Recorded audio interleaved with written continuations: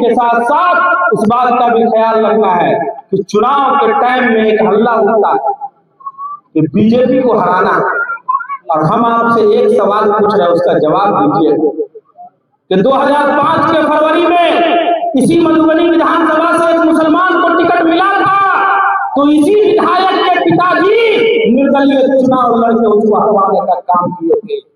पूछिएगा उन दलालों से, उन चमचों से जो समीर महासेठ का तलवा चाटते हैं और आकर आपको भाजपा से डराते हैं, उनसे पूछिएगा कि 2005 में समीर महासेठ के पिता ने निर्दलीय चुनाव लड़के एक मुसलमान के बेटे को हराने का काम किया। उसके बाद 2005 के अक्टूबर में फिर एक मुसलमान बेटे को टिकट मिला, तो इसी समीर महासेठ के पिता ने लोजपा से चुनाव लड़के हराने का काम किया। भूलिएगा नहीं, इनके परिवार का इतिहास हमको मालूम है। मधुबनी विधानसभा के अंदर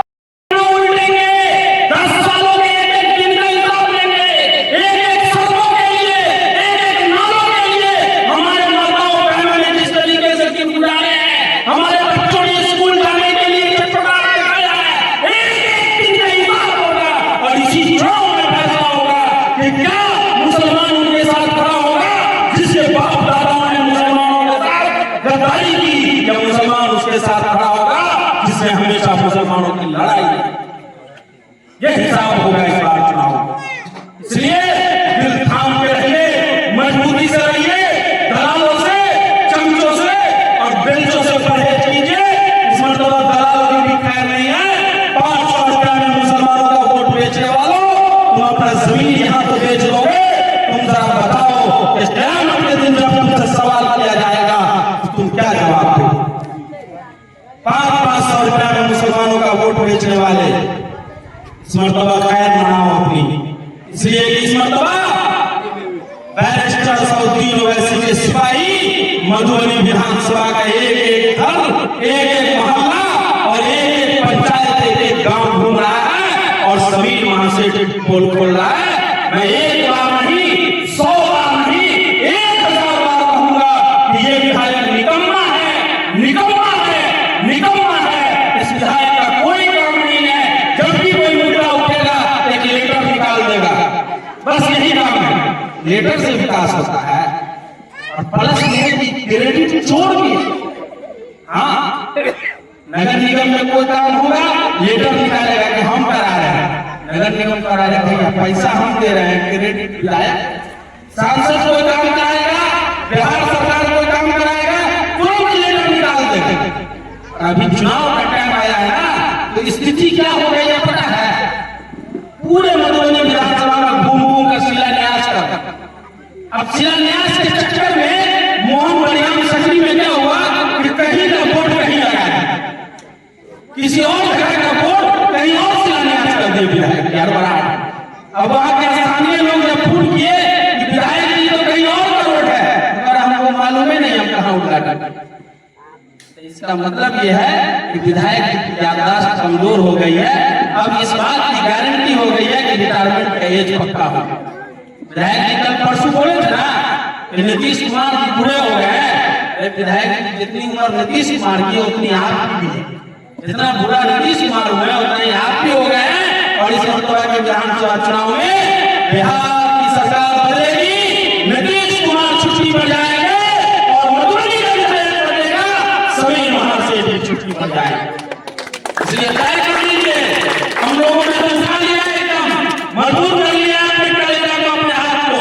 जो भी आएगा हम लोग टकराने के लिए तैयार है, एकदम पूरी ताकत के साथ। हमारे सदर बैरिस्टर सऊद्दीन ओवैसी साहब ने कह दिया है कि जाओ लोगों, जो होगा हमारा हाथ तुम्हारे सर पे है, दुनिया के किसी भी। और जब सऊद्दीन ओवैसी साहब का हाथ किसी के सर पे पड़ जाए तो दुनिया की किसी भी ताकत से टकरा जाता है। और हम लोग उसी दीवाने में से हैं, हम लोग उसी सिपाही में से हैं। आप देख रहे हैं ना, बड़े बड़े धरना सेट से सिर्फ आप बलबूते पर टक्कर लिए हुए हैं कि हमारे समाज के लोग हमारे साथ हैं। हम लोग बड़े बड़े धरना सेटों को धूल चटाने का काम करेंगे।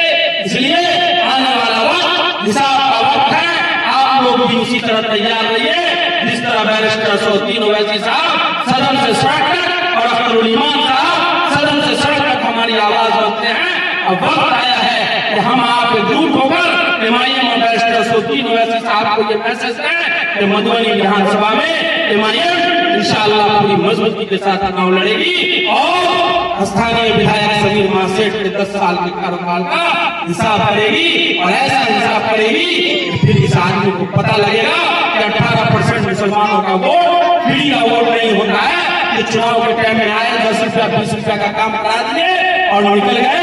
मुकम्मल हिसाब लेना है और इंशाअल्लाह इस आदमी को कोई भी मसला हो और विधायक जी के बारे में बहुत सारे लोग अफवाह फैलाते हैं, यहाँ काम किए वहाँ काम किए, भैया अफवाह पर नहीं जाना है, मोटरसाइकिल उठाइए और पूरा विधानसभा कीजिए बस, नहीं हो तो पीछे में विधायक जी कोई बैठा, ठीक है ना, पूरा विधानसभा घूम जाइए, आपको पता चल जाएगा 10 साल में कितना काम हुआ है कितना नहीं।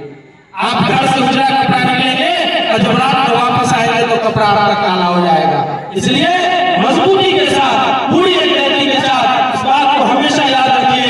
अल्लामा इकबाल ने कहा था कि अज़्म की आंच से पत्थर भी पिघल सकते हैं, अज़्म की आंच से पत्थर भी पिघल सकते हैं, अगर अज़्म न हो तो मोम भी है पत्थर की तरह।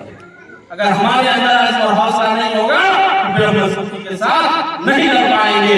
इसलिए पूरे अज़्म और हौसले के साथ मैदान में उतरिए। हम मुसलमान हैं और मुसलमानों का ये ईमान है कि हार जीत ये मुकद्दर की बात है, हार जीत का फैसला करने वाला अल्लाह, इंसान हार जीत का फैसला नहीं। इंसान जद्दोजहद कर सकता है, इंसान किसी का साथ दे सकता है, इंसान शिकायत कर सकता है, इंसान लड़ाई कर सकता है, फैसला करने वाला अल्लाह की जात है और हमें अल्लाह की जात से पूरी उम्मीद है कि अल्लाह हमारे हक में जो भी फैसला करेगा वो दुरुस्त फैसला करेगा और अल्लाह का हर फैसला हमें, आपको और हर मुसलमान को हर हाल में मंजूर होना चाहिए। अस्सलाम वालेकुम।